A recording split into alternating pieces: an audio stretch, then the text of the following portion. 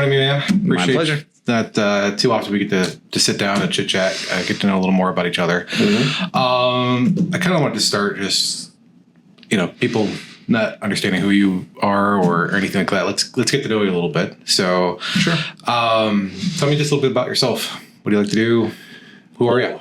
Me, who am I? That's a Pandora's box. I don't know if we want to open that up, but essentially, I try to be a good guy. My hobbies range from old classic music to comedy to tech to AI.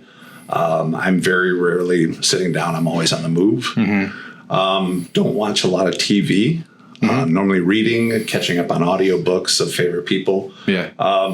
Just an inquisitive person. I've always been that way, and I tend to, the friends that I have around me tend to be people that are of that like-minded. Yeah. They're inquisitive. A friend of mine works at the Detroit Free Press, and other friends working in radio.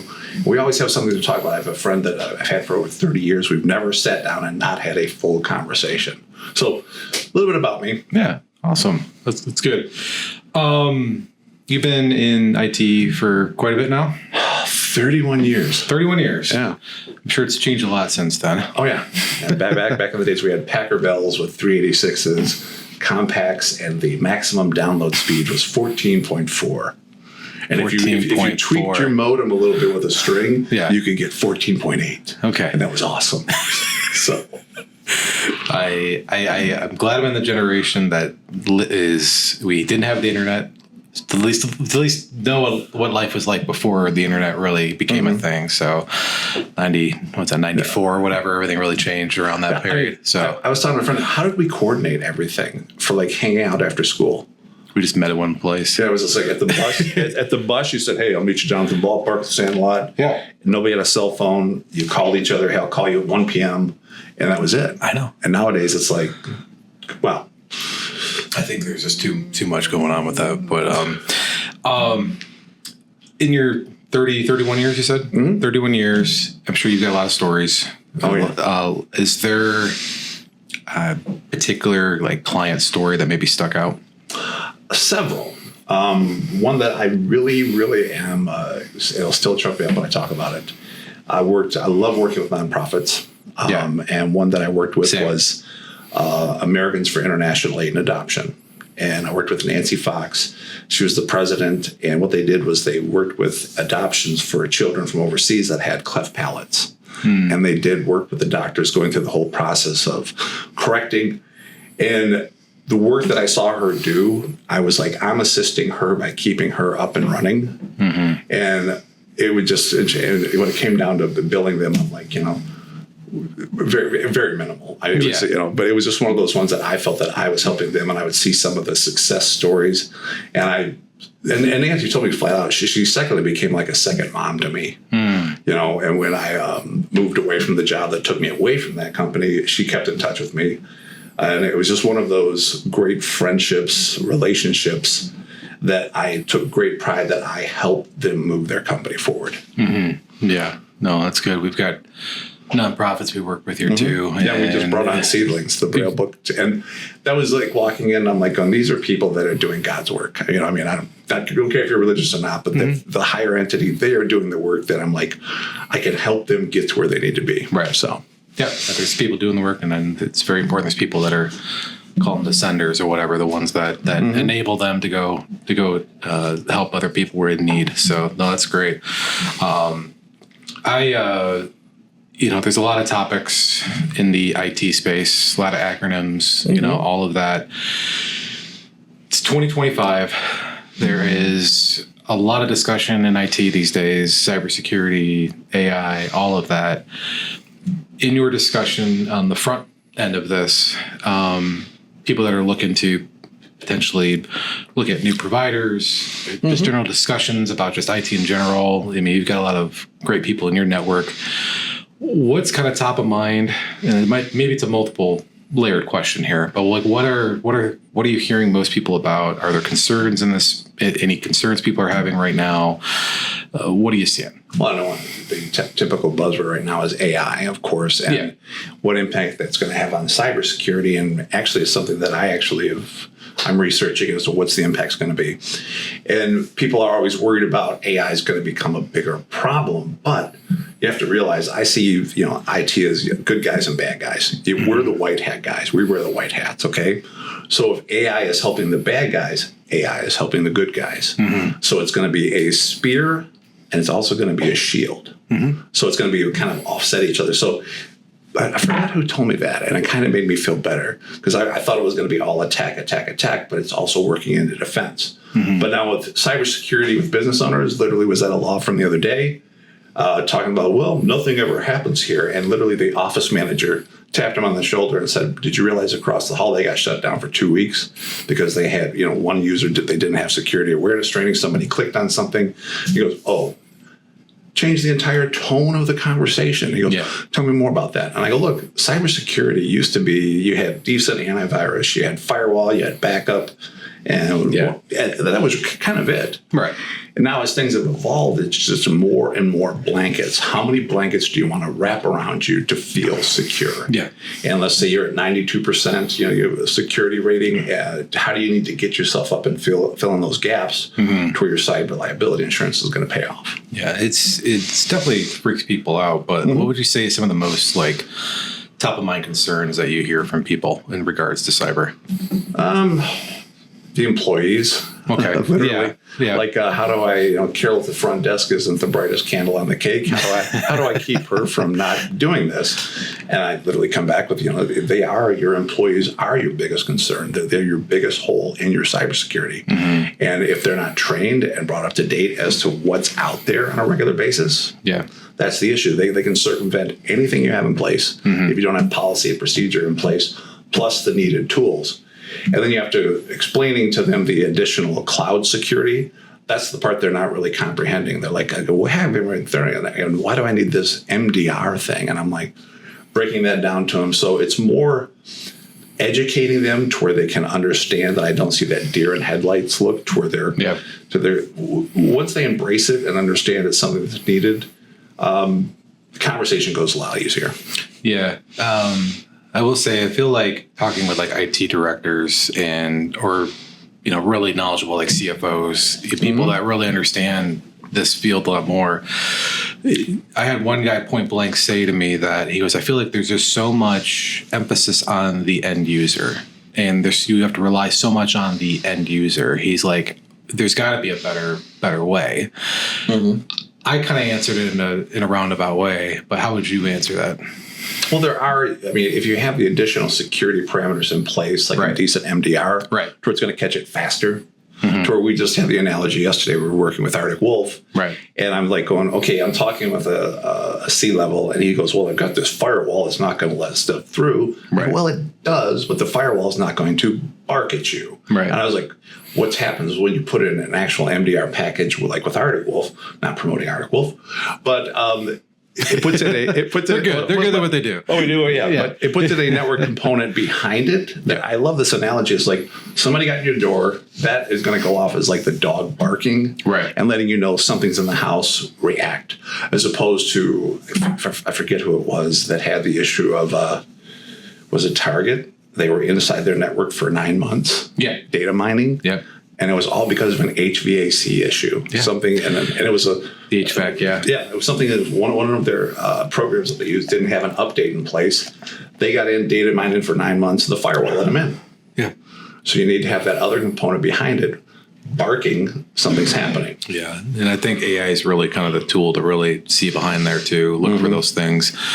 But the human element is still the big factor. The biggest, in constant training, not just send out a simulated phish every month, but actually take the next step.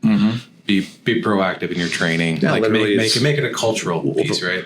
First week I was here, I knew to look for it. I got an email from Greg, our CEO. Hey, Rick, I need you to do this. And I texted Greg and I go, Greg, did you? And he goes, no, it's phishing. I go, oh, okay. I thought it was. Just want to make sure, because I want to please the CEO immediately. So I'm like, okay, just making sure, dude. Okay, cool. Was it the gift card one? I don't even remember. It was something I was just like, I go, why is it even calling me? And I'm like, let me text him. And then we had somebody was texting me something or other about gift cards. And I texted Greg. I go, are you? And it was impersonating Greg. Yeah. So I texted Greg, are you this thing? He goes, no. He goes, I'm going to play with this guy. Yeah. And I said, well, I'm at the bank. And the guy's like, oh, you can tell he's all excited. Well, are you going to do it? Are you going to do it? And I'm like, why are you so concerned? You're a millionaire. Yeah. But it was funny. Right. Yeah. Kind of speaking of that, I mean, sure.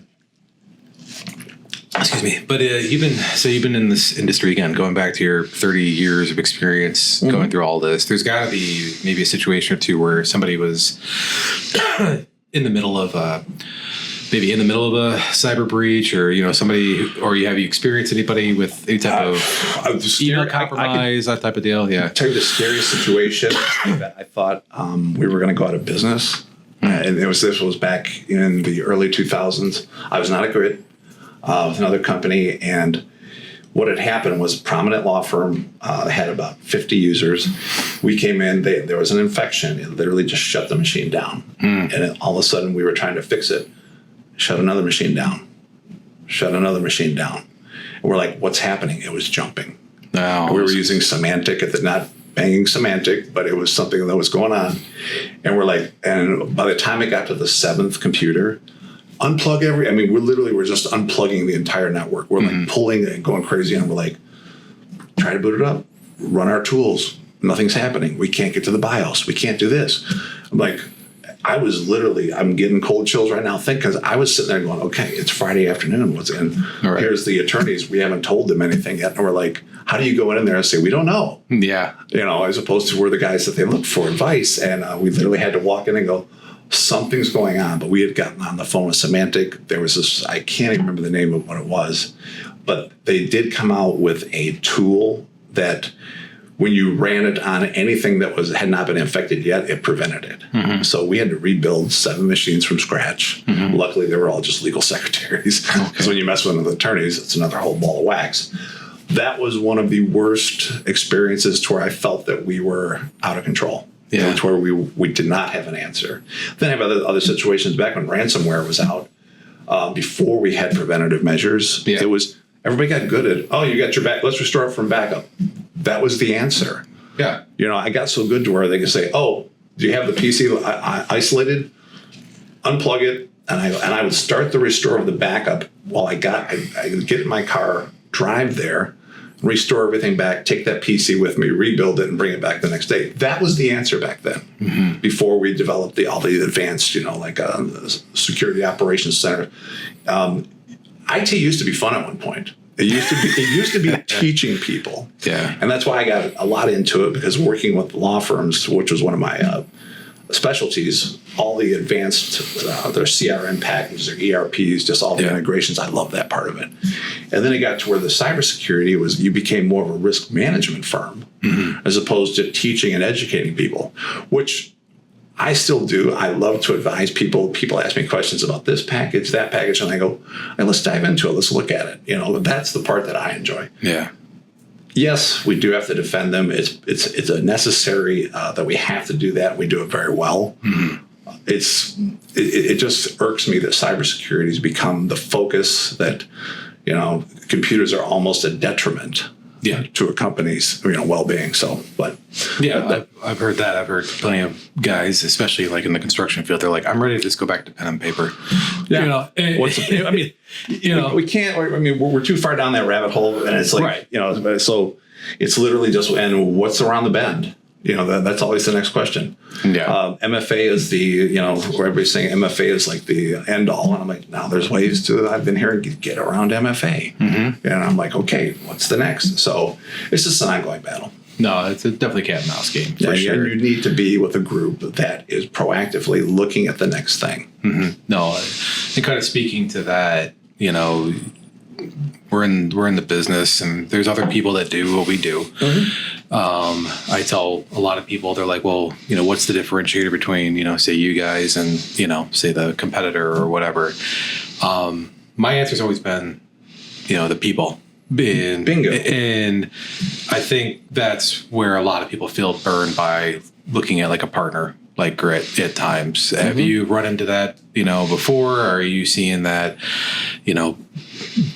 there's almost a unwillingness to, partner with somebody like an MSP, these days? Or, what are you seeing?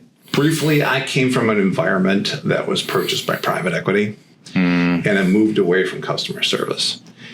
I have a great reputation, and that's what it's fact. Okay. And my reputation was slowly being dragged down. So I moved away from that. I've known Greg for years. Jim, a friend of mine that I've worked with for 20 years, has worked here for 7. And I was in the process of finding another MSP. So I got with Greg and I said, hey, customer service, where does that rank? He goes, number 1. And then I got with Jim and I said, tell me that, is this really the story? He goes, absolutely. And I'm a firm believer, if you have great customer service, you don't need to market. No. Because it's just naturally going to evolve. Yeah. So being that it's customer focused, and that's the priority. And I remember when I first came here, I'm sitting at lunch with Jeff and Mike, and they go, what's your number one differentiator? And they go, live answer. And I go, as opposed to dead answer. I'm like, what do you mean? Live, I didn't say things that we were talking. Then I found out live answer is you call, you hit 1 for support, and a technician picks up the phone. And I'm like, that's like next level to me. And I'm like, that's what we're doing? I'm like, this is awesome. Because I could literally be in a proposal meeting with somebody and go, hey, let's call them.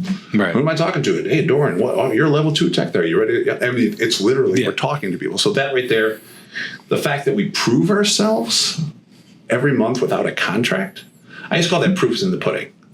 And I'd ask, where I was at, I go, why do we have a 2-year contract? This is kind of, it's kind of hokey. To make it sticky. Yeah. Yeah. And I'm like, and then people got to go there, and you would go through the legal BS of, whatever. You can edit it out later, but I'll let that by. The legal baloney of having to, well, if we're going to be with you for 2 years, no, every month we're going to show up and prove. Yeah.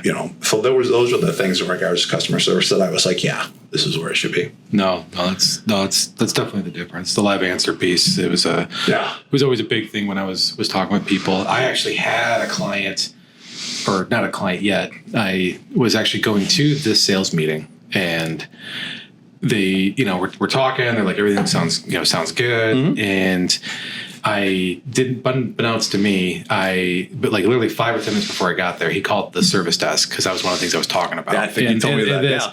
He called in, and it was Andrew at the time, answered and was like, oh yeah, how can I help you, whatever. And he's with some so-and-so company, and he's like looking through the system. He's like, I can't find your company. He goes, all right, I'm going to be real with you. He goes, I was just testing to see if you guys actually did what you said. Answer the phone. Whatever. I actually got from the phone door. He goes, I just talked with Andrew. I'm like, okay. And I was really... Well, see, it used to be, what's your average response time to a ticket? And I go, 34 minutes. Yeah. And I'm like, whoa, that isn't even a question here. It's kind of like, it was just shocking. Yeah, no, a good shock. The fact that somebody picks up, it's a tech. It's not somebody as a dispatcher or anything. That is huge. Kind of talking about, again, just your background, working with clients. Is there anything new or anything you can kind of remember in the last, say, few years that you've shared with clients? Maybe it's new tech, maybe it's software, that maybe really impacted them?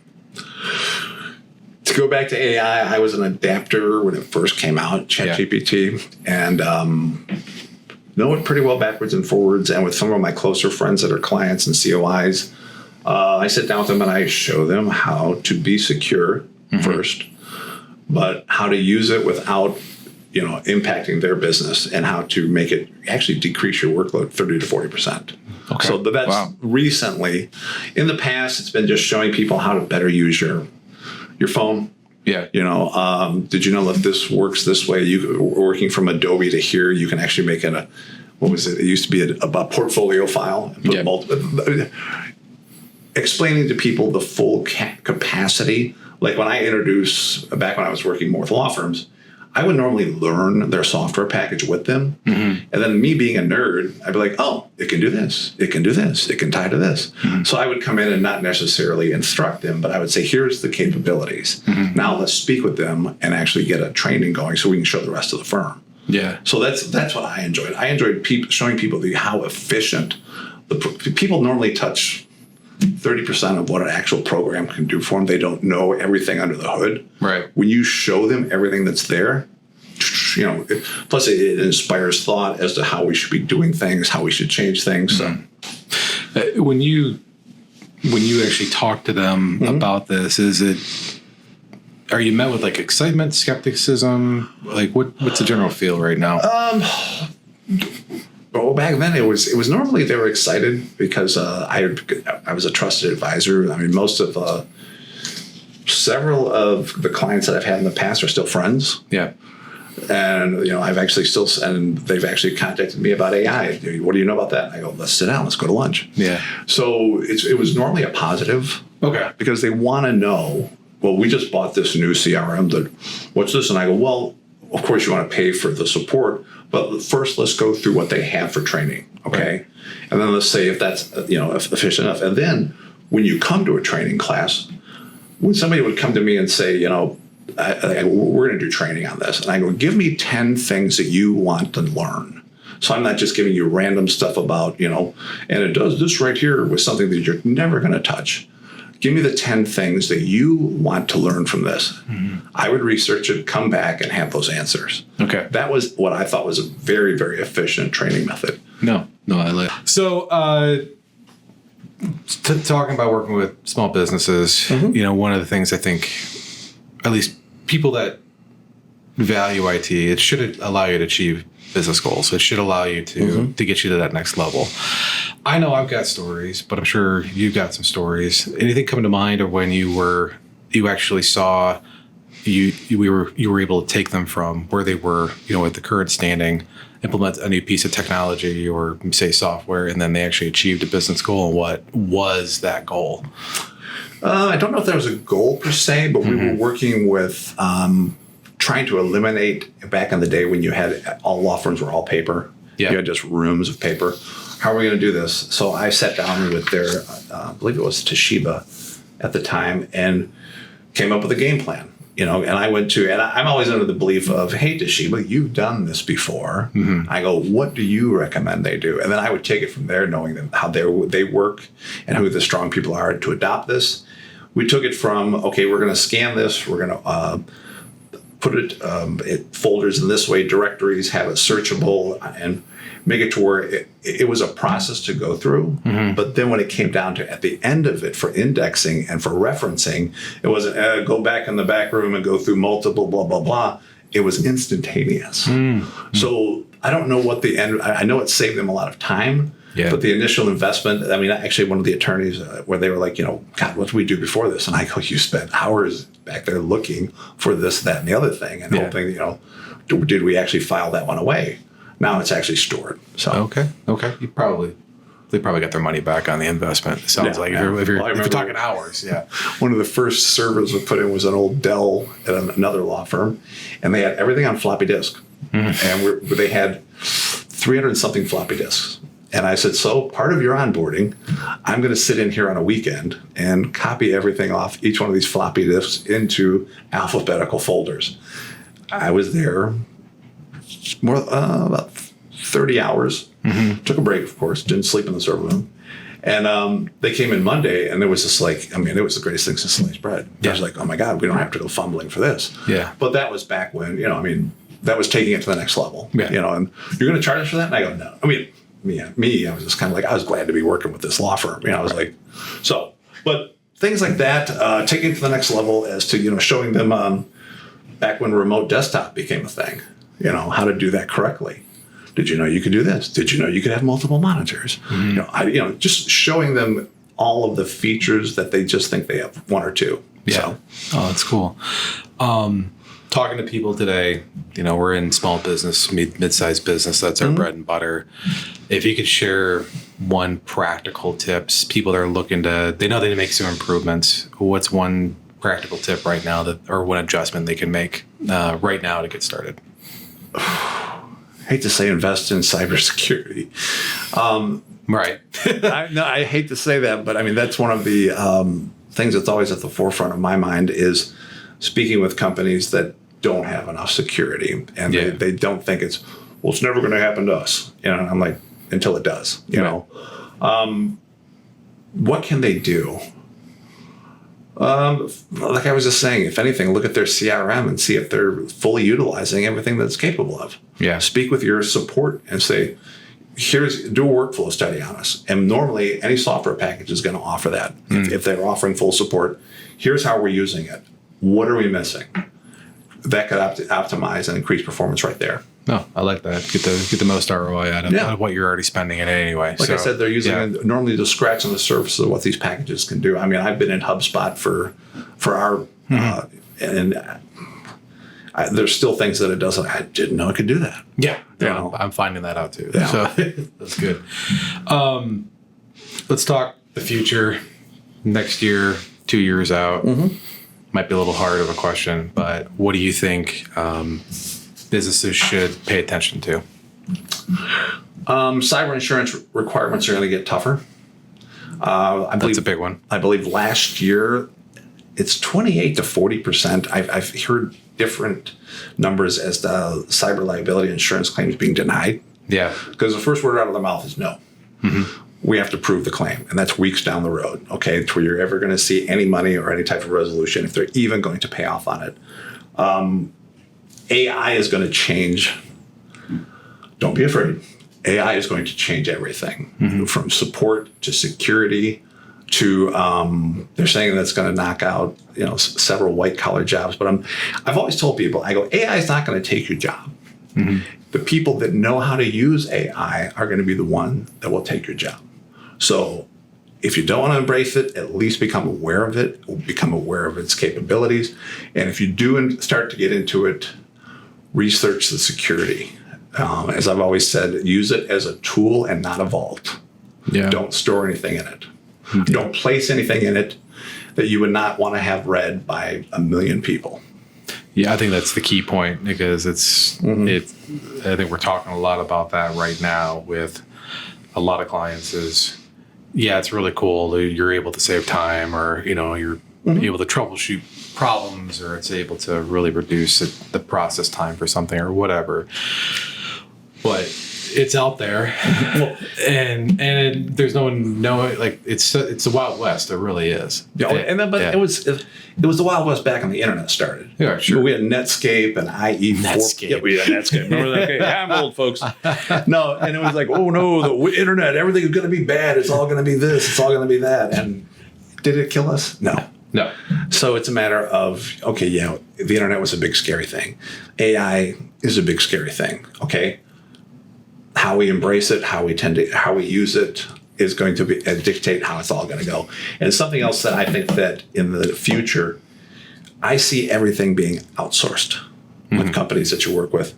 I think that for MSPs, having local support focused on customer service is going to be something that businesses are going to be looking for and asking for because it's getting, I won't go into details on that, but that right there can be a nightmare for businesses when calling in and you talk to somebody that doesn't know your business. Ticket what? And I got to figure that out again. And we're reinventing the wheel just to address a simple Adobe issue. Right. Yeah. So stuff like that. I guess people that might be shopping for an MSP, but piggybacking off what you said, then what are maybe some things that they should be looking for? You said, local customer first, type of see it as a partner. Get to know how they work. Sit down with them.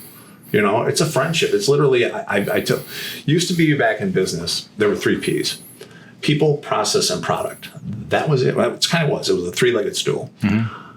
I put another P in there. It's called proactive IT. That's the 4 Ps. When you have proactive IT built in and you develop that friendship, that relationship, your company, I mean, and that's a weird analogy. A three-legged stool wobbles. A four-legged stool is much more stable. You can stand on it and reach higher. When you use your IT as it should be, it can take you to the next level. And when you find a partner that sees, and I've actually spoken with companies that I'm like, not a good fit, and I walk away because they don't, I can see that they see it as just an expense and not an investment. When you invest correctly, it is a key part of every aspect of your business. No, I 100% agree with that. And I've done the same thing where I've gone in and I'm like, I don't think the conversation's going to go past today because it's just, they don't, you can tell they don't value it, and I've had a couple that, turn around and that's fine. But I got with Paul the other day and I go, do I have to take on everybody? And he goes, no, I go, I don't like this guy. And he goes, don't take him on. I go, awesome. I was just like, thank you. Yeah. Because I could just tell it wasn't going to be a fit. He was already going, how much does this cost? How much does this cost? And, and it's not about, when you realize when you invest correctly, the return on investment alone justifies the cost. If you buy if you're going to go off-roading, are you going to take a Pinto or are you going to take a Jeep? If you invest correctly, you're going to have the better experience with the thing that's built for it. Okay. Yeah. That's a weird analogy. I just made that up. It was a good one. I get it. I followed you. A Jeep driver, so it's right. I'll kind of end with this then. Is there any additional, I would say people that are looking for an MSP, you're saying that there's good ones, there's bad ones, you said it's a partner. Is there anything maybe are non-negotiables? Like they have to have this? Nowadays, they have to have an advanced security package. Yeah. And that literally is in the form of what's called Managed Detection Response, MDR. Yeah. And people go, what's that? And I go, it's looking at everything at the network level and beyond, looking into the cloud as to everything. People trying to infiltrate you with passwords, like say, we know that Joe is in the office and we get an attempt to log into his Office 365 in Europe. But we know that Joe's not there. Right. So that right there is the factor. And plus having a security operations center built in that is monitoring everything 24/7 for a much quicker response as opposed to, oh, somebody got hit on Friday. Oh, crap, it's Tuesday. Stuff's gone. We're in trouble. So having an advanced security package with that, security awareness training, people are like, oh, you don't really need that. Oh, yeah, you do. It's kind of like the necessity. And like I said, it's went from 4 basic things that people needed to now there's, I think, 8, 9 MFA. All those basic things towards, and the list will get longer. I hate to say it. It's the nature of the beast that we work with. Yeah, so, I think the key point is it's too much to manage by yourself. Yeah, and you need to work with an MSP that is proactively looking for the next thing. What is coming? Threat intelligence. It's in our bailiwick to know these things, and when we hear something coming, we alert our clients, hey, there's a new scam CNN's not talking about right now. Be aware of this email with this going on, and that's us sharing with our partners what's happening in our world that we know well that they don't. Like I wouldn't walk into a law firm and, you want me to come up with a plaintiff, blah, blah. I don't know it. My wife she's a secretary for a law firm, and she comes in talking this, that. I'm like, you're talking Latin. I have no idea. Habeas corpus, what? I have no clue. But then I start dropping MDR on her. She's like, I have no clue. So we meet in the middle. So That's awesome. That's awesome.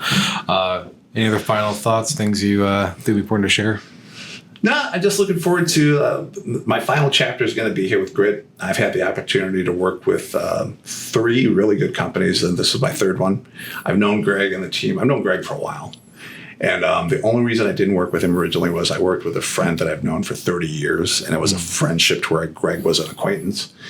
And it's Grit was right up there with one of the teams that I wanted to be with because I knew how they did things. And I always tell people, like, if you're going to look for an MSP, ask where they're going to be 10 years from now. Yeah. Ask what the plan is for them. Yep. How do they work? How do they treat their people? Look at their Indeed ratings. Look at all of these things because it's actually a partner that you're going to be working with.